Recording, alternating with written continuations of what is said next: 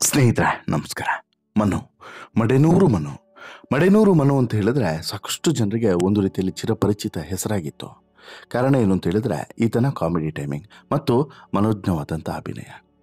ಎಲ್ಲ ಕ್ಷೇತ್ರಗಳು ಕೂಡ ನಾನು ಮಿಂಚಬೇಕು, ನಾನು ನಟಿಸಬೇಕು, ನಾಯಕನಾಗಬೇಕು ಅನ್ನುವಂತಹ ಸಾಕಷ್ಟು ಕನಸುಗಳನ್ನು ಇಟ್ಕೊಂಡು ಈ ಬಣ್ಣದ ಲೋಕಕ್ಕೆ ಬಂದವನು ಈ ಮಡೆನೂರು ಮನು.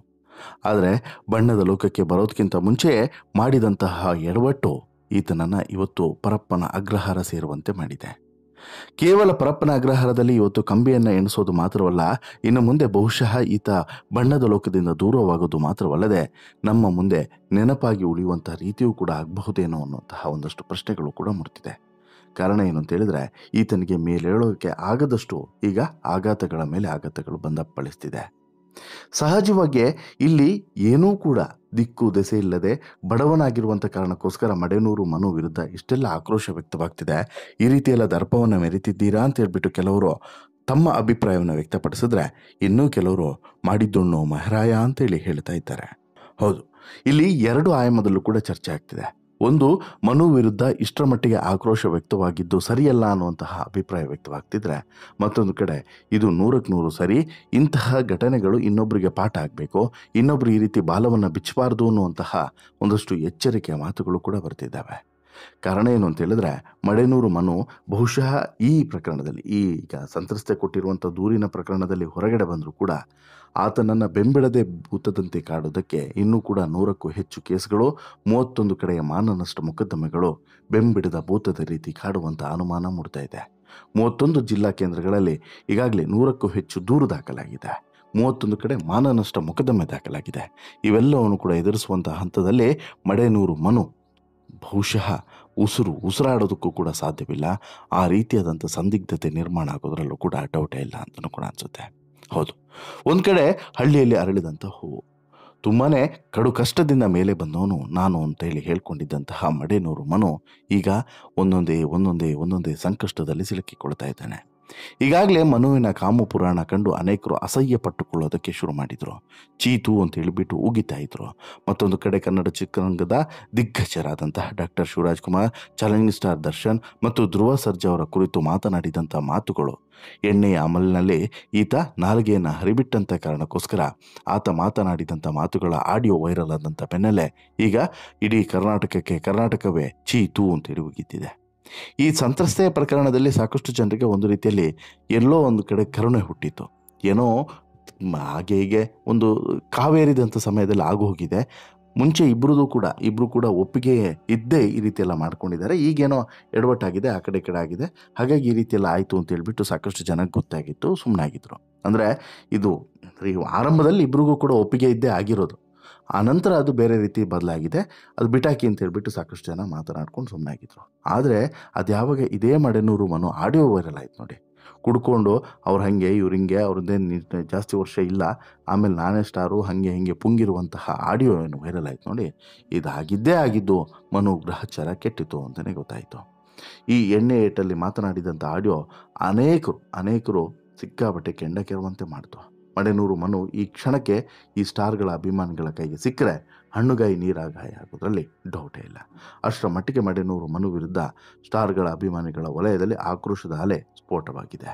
ಮಡೆನೂರು ಮನುನ ಈ ಕೂಡಲೇ ಕನ್ನಡ ಚಿತ್ರರಂಗದಿಂದ ಬ್ಯಾನ್ ಮಾಡಬೇಕು ಅನ್ನುವಂಥ ಒತ್ತಾಯ ಕೂಡ ಹೆಚ್ಚಾಗ್ತಿದೆ. ಇನ್ನೊಂದು ಕಡೆ ಡಾಕ್ಟರ್ ಶಿವರಾಜ್ ಕುಮಾರ್ ಅವರ ಅಭಿಮಾನಿಗಳು ಕನ್ನಡ ಚಲನಚಿತ್ರ ವಾಣಿಜ್ಯ ಮಂಡಳಿಯಲ್ಲಿ ದೂರನ್ನು ಕೂಡ ಸಲ್ಲಿಸಿದ್ದಾರೆ. ಚಿತ್ರರಂಗದ ಹಿರಿಯರ ಸಾವನ್ನು ಬಯಸುವಂಥ ವಿಕೃತ ಮನಸ್ಥಿತಿಯ ಮಡೆನೂರು ಮನುನ ಚಿತ್ರರಂಗದಿಂದ ಒದ್ದು ಹೊರಗೆ ಹಾಕಿ ಅನ್ನುವಂಥ ಆಗ್ರಹವನ್ನು ಮಾಡಿದ್ದಾರೆ. ಇಷ್ಟೇ ಅಲ್ಲ, ಇನ್ನು ಅಖಿಲ ಕರ್ನಾಟಕ ಡಾಕ್ಟರ್ ರಾಜ್ಕುಮಾರ್ ಅಭಿಮಾನಿಗಳ ಸಂಘಗಳ ಒಕ್ಕೂಟದ ಗೌರವಾಧ್ಯಕ್ಷರಾದಂತಹ NR ರಮೇಶ್ ನೇತೃತ್ವದಲ್ಲಿ ಜಿಲ್ಲಾವಾರು ಕೇಂದ್ರಗಳಲ್ಲಿ ಮಡೆನೂರು ಮನು ವಿರುದ್ಧ 100ಕ್ಕೂ ಅಧಿಕ ದೂರುಗಳು ದಾಖಲಾಗ್ತಿದ್ದಾವೆ. ಇದೇ ವಿಚಾರಕ್ಕೆ ಸಂಬಂಧಿಸಿದಂತೆ NR ರಮೇಶ್ ಅವರು ಒಂದಷ್ಟು ವಿಚಾರಗಳನ್ನು ಕೂಡ ಹೇಳಿದ್ದಾರೆ. ಮಡೆನೂರು ಮನು ವಿರುದ್ಧ ತಮ್ಮ ಆಕ್ರೋಶ ಹೊರಹಾಕಿದ್ದಾರೆ.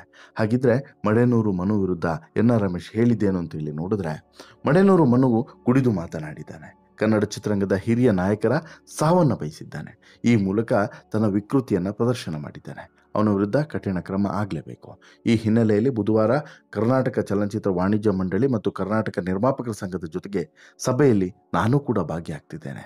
ಅಲ್ಲಿ ಮಡೆನೂರು ಮನುನ ಚಿತ್ರರಂಗದಿಂದ ಬ್ಯಾನ್ ಮಾಡಬೇಕು ಅಂತ ಹೇಳ್ಬಿಟ್ಟು ಒತ್ತಾಯವನ್ನು ಮಾಡಿದ್ದೇನೆ. ಮನವಿ ಪತ್ರವನ್ನು ಕೂಡ ಕೊಟ್ಟಿದ್ದೇನೆ.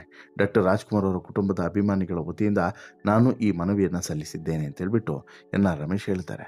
ಕೇವಲ ಕರ್ನಾಟಕ ಚಲನಚಿತ್ರ ವಾಣಿಜ್ಯ ಮಂಡಳಿ ಮತ್ತು ನಿರ್ಮಾಪಕ ಸಂಘ ಮಾತ್ರವಲ್ಲ, ಜೀ ಕನ್ನಡ ವಾಹಿನಿಗೂ ಕೂಡ ಮಡೆನೂರು ಮನು ವಿರುದ್ಧ ಕ್ರಮವನ್ನು ಕೈಗೊಳ್ಳುವಂತೆ, ಭವಿಷ್ಯದಲ್ಲಿ ಯಾವುದೇ ಕಾರ್ಯಕ್ರಮದಲ್ಲೂ ಕೂಡ ಮಡೆನೂರು ಮನುಗೆ ಅವಕಾಶವನ್ನು ನೀಡದಂತೆ ಈಗಾಗಲೇ ಮನವಿಯನ್ನು ಸಲ್ಲಿಸಿದ್ದಾರೆ. ಅಲ್ಲಿಯೂ ಮನವಿ ಪತ್ರವನ್ನು ಕೊಟ್ಟಿದ್ದಾರೆ. ಹೀಗಂತೇಳಿ ರಮೇಶ್ ಹೇಳ್ತಾರೆ. ಇನ್ನು ಜಿಲ್ಲಾವಾರು ಕೇಂದ್ರಗಳಲ್ಲೂ ಕೂಡ 100ಕ್ಕೂ ಅಧಿಕ ದೂರನ್ನು ಸಲ್ಲಿಸಿದ್ದೇವೆ. ಈಗಾಗಲೇ ಕೊಪ್ಪಳ, ಹುಬ್ಬಳ್ಳಿ, ಧಾರವಾಡ, ಬಿಜಾಪುರ, ಗಂಗಾವತಿ, ಚಾಮರಾಜನಗರ, ಮಡೆನೂರು ಮನು ವಿರುದ್ಧ ದೂರು ದಾಖಲಾಗಿದೆ. ಇವತ್ತು ಕೇವಲ ಬೆಂಗಳೂರು ಒಂದರಲ್ಲಿಯೇ 7 ಕಡೆ ದೂರು ದಾಖಲಾಗಿದೆ. ಕೇವಲ ಇಷ್ಟೇ ಮಾತ್ರವಲ್ಲ, 31 ಜಿಲ್ಲಾ ಕೇಂದ್ರಗಳಲ್ಲೂ ಕೂಡ ಈಗ ಈ ದೂರು ದಾಖಲಾಗ್ತಿದೆ. ಮಡೆನೂರು ಮನು ವಿರುದ್ಧ ಮಾನನಷ್ಟ ಮೊಕದ್ದಮೆಯನ್ನು ಕೂಡ ಹೂಡ್ತಾ ಇದ್ದೇವೆ ಅಂತೇಳ್ಬಿಟ್ಟು NR ರಮೇಶ್ ಮಾಹಿತಿಯನ್ನು ಕೊಡ್ತಾರೆ. ಅಭಿಮಾನಿಗಳನ್ನು ಕೆರಳಿಸುವಂತಹ ಕೆಲಸವನ್ನು ಅಥವಾ ಹೇಳಿಕೆಯನ್ನು ಮಡೆನೂರು ಮಾಡಿದ್ದಾನೆ. ಒಂದು ವೇಳೆ ಅಣ್ಣವರ ಅಭಿಮಾನಿಗಳೆಲ್ಲರೂ ಬೀದಿಗೆ ಇಳಿದ್ರೆ ಕಾನೂನು ಸುವ್ಯವಸ್ಥೆಗೆ ಧಕ್ಕೆ ಆಗುವಂಥ ಸಾಧ್ಯತೆ ಇರ್ತದೆ. ಹೀಗಾಗಿ ಕಾನೂನು ಸುವ್ಯವಸ್ಥೆಗೆ ಧಕ್ಕೆ ತರುವಂಥ ಕೆಲಸವನ್ನು ಮಡೆನೂರು ಮನು ಮಾಡಿದ್ದಾನೆ. ಹೀಗಾಗಿ ಪೊಲೀಸರಿಗೆ ಈ ದೂರನ್ನು ಕೊಡ್ತಿದ್ದೇವೆ. ಪೊಲೀಸರು ಸರಿಯಾದಂತಹ ಒಂದು ಶಿಕ್ಷೆಯನ್ನು ಆತನಿಗೆ ವಿಧಿಸಬೇಕು ಅನ್ನುವಂತಹ ಮನವಿಯನ್ನು ಕೂಡ ಮಾಡಿದ್ದಾರೆ. ಇನ್ನು ಮಡೆನೂರು ಮನು ವಿರುದ್ಧ ಶಿವರಾಜ್ ಕುಮಾರ್ ಅವರ ಅಭಿಮಾನಿಗಳು ಕೂಡ ಈಗಾಗಲೇ ಆಕ್ರೋಶವನ್ನು ವ್ಯಕ್ತಪಡಿಸ್ತಾ ಇದ್ದಾರೆ. ಕೇವಲ ಶಿವಣ್ಣ ಮಾತ್ರವಲ್ಲ, ಬೇರೆ ಯಾರೇ ಹೀರೋ ಆಗಲಿ ಅವರ ಕುರಿತು ಇಷ್ಟೊಂದು ಕೀಳಾಗಿ ಮಾತನಾಡಬಾರ್ದು. ಶಿವಣ್ಣ ಚಿತ್ರರಂಗದ ದಂತಕತೆ. ಅವರ ಹೆಸರು ಹೇಳುವ ಯೋಗ್ಯತೆ ಕೂಡ ಮಡೆನೂರು ಮನುಗೆ ಇಲ್ಲ. ಹೆಸರನ್ನು ಹೇಳುವ ಯೋಗ್ಯತೆ ಇಲ್ಲದವನು ಅವರ ಸಾವನ್ನು ಬಯಸ್ತಿದ್ದಾನೆ ಅಂದರೆ ಅವನೆಂಥ ವಿಕೃತ ಮನುಷ್ಯ ಮತ್ತೊಬ್ಬರಿಲ್ಲ ಅನ್ನುವಂತಹ ಒಂದು ವಿಚಾರವನ್ನು ಈಗಾಗಲೇ ಅವರ ಅಭಿಮಾನಿಗಳು ಕೂಡ ವ್ಯಕ್ತಪಡಿಸ್ತಿದ್ದಾರೆ. ಜಗ್ಗೇಶ್ ಕೂಡ ಇದೇ ಮಾತನ್ನು ಹೇಳಿದ್ದಾರೆ. ಇನ್ನು ದರ್ಶನ್ ಅವರ ಅಭಿಮಾನಿಗಳು ಕೂಡ ಹೀಗೆ ಹೇಳ್ತಿದ್ದಾರೆ. ದರ್ಶನ್ ಅಭಿಮಾನಿಗಳು ಕೂಡ ಇನ್ನಷ್ಟು ಆಕ್ರೋಶಭರಿತವಾಗಿ ಕೆಲವೊಂದಷ್ಟು ಮಾತುಗಳನ್ನು ಹೇಳ್ತಿದ್ದಾರೆ ಈ ಮಡೆನೂರು ಮನು ವಿರುದ್ಧ. ಇನ್ನೂ ಕೆಲವರು ಈತನನ್ನು ಇದೇ ರೀತಿ ಮಾತನಾಡೋದಕ್ಕೆ ಬಿಟ್ಟರೆ ಈ ಸೊಸೈಟಿಯನ್ನೇ ಹಾಳು ಮಾಡಿ ಹಾಕ್ತಾನೆ. ಇನ್ನೂ ಕೂಡ ಈ ಚಿತ್ರರಂಗದಲ್ಲಿ ಮೊದಲ ಹೆಜ್ಜೆಯನ್ನು ಇಟ್ಟಿದ್ದಾನೆ. ಮೊದಲ ಹೆಜ್ಜೆಯನ್ನು ಇಡುವಾಗಲೇ ಇಷ್ಟು ಅಹಂಕಾರದ ಮಾತುಗಳನ್ನು ಈತ ಆಡ್ತಾನೆ ಅಂತ ಹೇಳಿದ್ರೆ ಈತ ಇನ್ನೆಂತಹ ದುರಂಕಾರಿ ಅನ್ನೋದನ್ನು ನೀವು ಅರ್ಥ ಮಾಡ್ಕೊಳ್ಬೇಕು ಅನ್ನೋಂಥ ವಿಚಾರವನ್ನು ಸಾಕಷ್ಟು ಜನ ತಮ್ಮ ಅಭಿಪ್ರಾಯವನ್ನು ಸೋಷಿಯಲ್ ಮೀಡಿಯಾದಲ್ಲಿ ವ್ಯಕ್ತಪಡಿಸ್ತಿದ್ದಾರೆ. ಜೊತೆಗೆ ಬಹಿರಂಗವಾಗಿಯೂ ಕೂಡ ಆಕ್ರೋಶವನ್ನು ಹೊರಗಡೆ ಹಾಕ್ತಾ ಇದ್ದಾರೆ. ಇನ್ನು ಈ ಮಡೆನೂರು ಮಾತನಾಡಿರುವಂಥ ಆಡಿಯೋ ಬಗ್ಗೆಯೂ ಕೂಡ ಒಂದಷ್ಟು ಅನುಮಾನಗಳಿದ್ದಾವೆ. ಇದರ FSL ರಿಪೋರ್ಟ್ ಬಂದ ಬಳಿಕ ಇದರ ಸತ್ಯಾಸತ್ಯತೆ ಗೊತ್ತಾಗ್ತದೆ.